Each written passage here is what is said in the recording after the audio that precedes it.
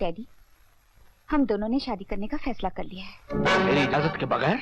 मेरी खुशी को आपने हमेशा अपनी खुशी माना है। इस मामले में मैं तुम्हारी नहीं, अपनी खुशी मानूंगा।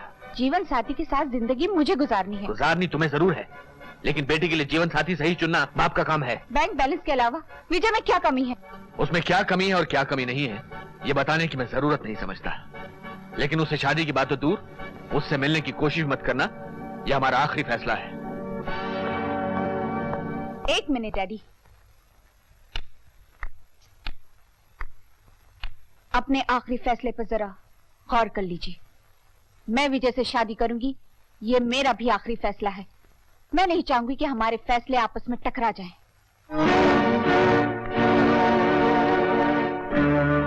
विजय, निशा के पोस्टमार्टम की रिपोर्ट। बेचारी अपनी जवानी के करंट से लोगों के दिल जलाती थी, खुद इलेक्ट्रिक करंट से जल गई। वो जली नहीं, जला दी गई। इन्वेस्टिगेशन की रिपोर्ट से यह साबित होता है कि एक हादसा था। यह हादसा उसी वक्त क्यों हुआ जब मैं उससे मिलने गया था? हो सकता है कि इत्तेफाक हो। मैं इसे इत्तेफाक नहीं, होशियारी समझता हूँ। हमें उस होटल के लोगों पर कड़ी नजर रखनी होगी। ये कमबख्त विजय हर कदम पर हमारे रास्ते की दीवार बनता जा रहा है। इस दीवार को रास्ते से हटा क्यों नहीं देते? नहीं विकी, उसे रास्ते से हटाना बहुत मुश्किल है। उसके सीनियर ऑफिसर उसकी इज्जत करते हैं, नेता लोग उसे डरते हैं। मैंने आज तक ऐसा सख्त कानून का रखवाला अपनी जिंदगी में देखा ही नहीं। तो फिर उसे कानून के जाल में फंसाकर मारना चाहिए। सुनिए। कौन है? मैं हवलदार हूँ। वो इंस्पेक्टर विजय साहब ने आपको फौरन बुलाया है। विजय भैया ने मुझे बुलाया है? हाँ। क्यों? वो जयकिशन के कातिल का पता चल गया है ना, इसलिए। उसका पता चल गया? हाँ। कौन है वो कमीना?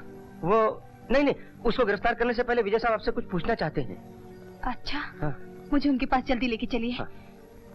चलिए। आओ आओ। हाँ, आराम से आओ। हाँ, आ गई अपनी मंजिल आशा। ये पुलिस स्टेशन है? अरे ये ऐसा स्टेशन है जहाँ से तुम्हारी जिंदगी का एक नया सफर शुरू होगा। मतलब? अरे मतलब क्या है कि आज से तुम्हारे भाग खुल गए। झोपड़ी की जगह छत, चारपाई की जगह मसारी, और अंधेरे की जगह उजाले उजाले मिलेंगे। मैं समझी नहीं। अरे बड़ी भोली है रे तू। अपने वो विजय साहब है ना, इंस्पेक्टर विजय, वो तुम पर मर मिटे हैं। हवलदार साहब। अरे नाराज क्यों होती हो? तुम्हें तो खुश होना चाहिए। तुम्हारी कोई बहन होगी, उसे ये खुशी दिला दो। जाती कहाँ हो? चलो आज से तुम्हें बहन मान लिया हमने। आइए विजय साहब, अपनी चिड़िया को संभालिए। इंस्पेक्टर साहब देखिए ना, कैसी गंदी गंदी बातें कह रहा है आपके लिए।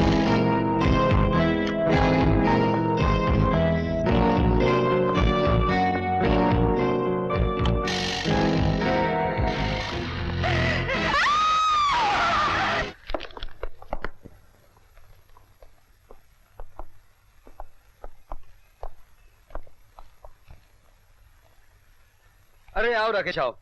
बहुत अच्छे मौके पर आया हूँ। लो चाय पियो, मैंने अपने हाथों से बनाई है, बहुत कम लोगों को नसीब होती है। मैं चाय पीने नहीं आया हूँ, तुम्हारे लिए हथकड़ी लाया हूँ। हथकड़ी? ये रहा तुम्हारी गिरफ्तारी का वारंट। मेरा जुर्म क्या है? तुमने जैकी की बहन आशा का बलात्कार किया है। तुम्हारा दिमाग तो खराब नहीं हो गया? आई एम सॉरी विजय, ये वारंट मैंने नहीं, ऊपर वाले साहब ने इशू किया है, और मुझे पूरी उम्मीद है कि तुम कानून के खिलाफ जाने की कोई कोशिश नहीं करोगे। मैं कानून का रखवाला हूँ, कानून के हर ऑर्डर को मानना मेरा धर्म है, चाहे वो मेरे खिलाफ क्यों ना हो। 16 जनवरी की शाम 5 बजे अंधी आशा रोती हुई पुलिस स्टेशन में आई। उसने बताया कि डायस के गोडाउन में इंस्पेक्टर विजय ने उसके साथ बलात्कार किया। मैंने उसका मेडिकल चेकअप करवाया, जिसकी रिपोर्ट से यह जाहिर हुआ कि उसकी बात सच है। मैं हवलदार चरणजीत के साथ उस गोडाउन में गया, वहां आशा की फटी हुई साड़ी मिली। उसके अलावा विजय के वर्दी के बैजेस भी मिले, जो हाथापाई के दौरान आशा के हाथ से टूटकर वहां गिरे थे। इस बात का क्या सबूत है जो बैजेस मिले हैं वो विजय की वर्दी के हैं? विजय की गिरफ्तारी के वक्त मैंने उसकी वर्दी भी जब्त की थी, उसमें बैजेस नहीं थे।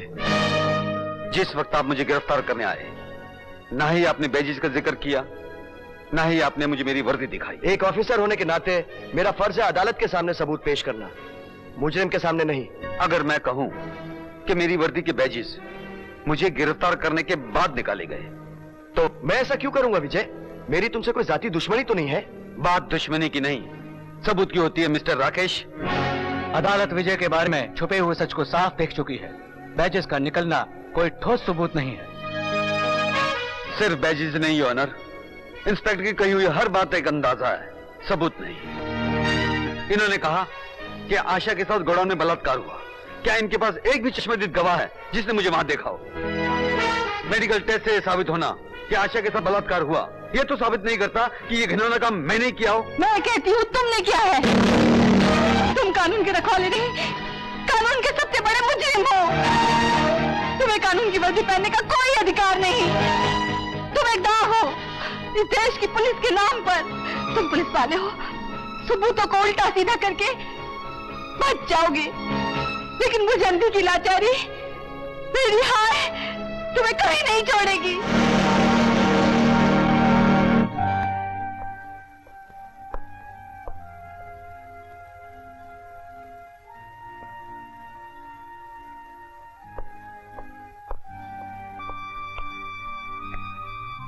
विजय, अदालत धोखा खा गई ना?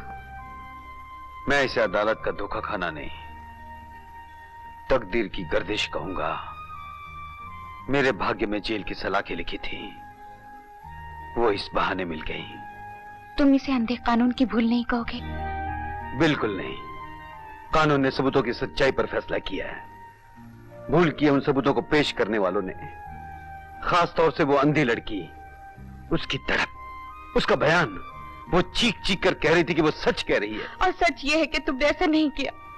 मेरे और उसके सच के बीच में झूठ की एक दीवार है। उसकी सच्चाई क्या है इस वक्त मैं समझ नहीं पा रहा हूं। जेल में रहकर तुम इस सच्चाई को कैसे साबित कर सकोगे? सच्चाई की ताकत बहुत बड़ी होती है आरती। वक्त आने पर वो झूठ के पाताल का सीना चीरकर बाहर निकल आती है। इंसान को चाहिए कि वक्त का इंतजार करे।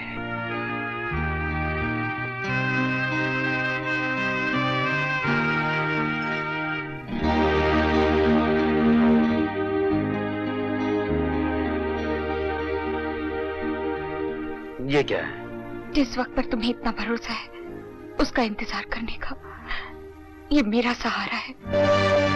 मैं तुम्हारे नाम का सिंदूर अपनी मांग में भर के तुम्हारी पत्नी बन के तुम्हारे घर में रहने का अधिकार चाहती हूँ। आरती, मत अपने आप को इतनी कड़ी तपस्या में डालो। हो सकता है कि मेरी बेगुनाही साबित ना हो, और साथ साथ 7 साल क्या, मैं 7 जन्म तुम्हारा इंतजार कर सकती हूँ। नहीं आरती नहीं, मैं तुम्हें इतनी बड़ी सजा नहीं दे सकता। मेरा काम मानो, किसी अच्छे से आदमी से शादी करके अपना घर बसा लो। विजय, तुम्हें गलत समझ के, तुमसे नफरत करके, तुम्हारे बिना 1 साल नहीं गुजार पाई। तुम्हें समझकर 1 पल भी नहीं गुजार पाओगी। मैंने अपनी जिंदगी तुम्हारे नाम पर लिख दी है। अपना नाम देके इज्जत से जीने का अधिकार दे दो तो ठीक है, वरना तुम्हारे नाम के साथ बदनाम होकर जिंदगी गुजार दूंगी। आरती, आरती को उसके नाम की तरह पवित्र रहने का हक दे दो विजय। तुम्हें तुम्हारी आरती की सौगंध।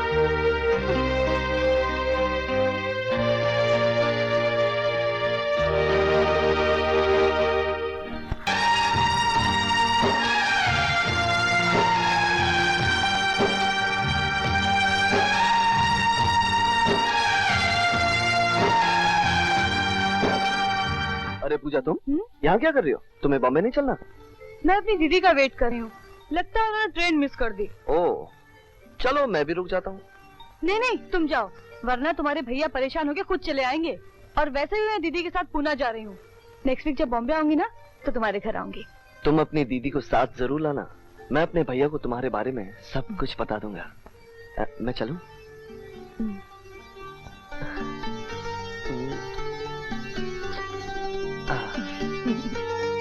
बाय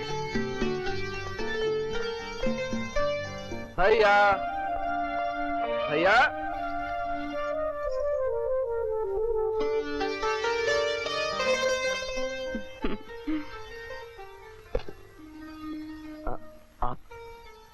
मैं तुम्हारी भाभी हूँ। भाभी? ये कैसे हो सकता है? देखिए, मजाक मत कीजिए, सच सच बताइए, आप हैं कौन? मैं सच कह रही हूँ अजय। ये ठीक है कि कोई मंडप नहीं सजा, कोई बारात नहीं आई, कोई टोली नहीं उठी। बस तुम्हारे भैया के पवित्र हाथों ने इस मांग में सिंदूर भरा और हम जीवन साथी बन गए। लेकिन भैया मुझे तो बताते, वो है कहाँ? वो जेल में है। क्या?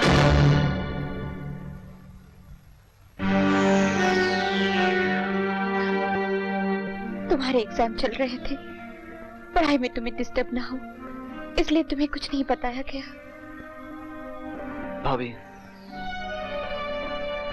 भैया जैसे सच्चे इंसान के साथ जो कुछ भी हुआ है, वो आज के भ्रष्टाचार के जमाने में कोई नई बात नहीं। लेकिन आपने जो किया वो सत्यु की सीता तो कर सकती थी, कोई कलयुग की नारी ऐसा करेगी ये मैं सोच भी नहीं सकता था। आप सचमुच महान हो भाभी। अरे ये क्या कर रहे हो अजय? इन पवित्र चरणों की सौगंध भाभी, तुम्हारे और भैया के इस वनवास को तुम्हारा देवर खत्म करेगा।